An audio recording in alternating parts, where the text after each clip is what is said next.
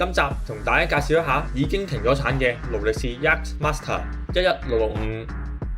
勞力士與帆船運動最早嘅連結係始於1958年，響豪式腕錶已經發展得相當成熟嘅時期。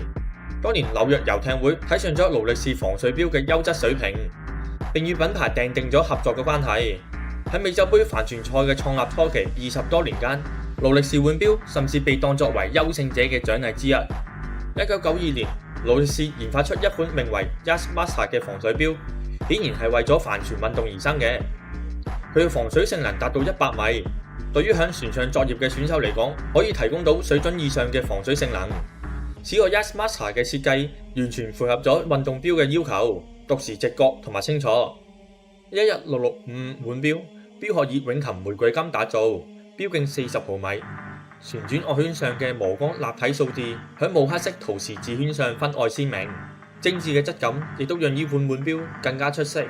黑色錶面上設有 Chromalite 夜光指針同埋時錶，令到可以響黑暗嘅環境下能夠清晰讀時。錶面3點鐘嘅位置設置有日期顯示，辨認簡易明了。腕錶搭配咗勞力士研發嘅 Oysterfeld 錶帶，錶帶裏面係彈性嘅碳纂合金片，外層以高性能黑色橡膠注塑包覆，響堅固同埋防水性能上都相當良好。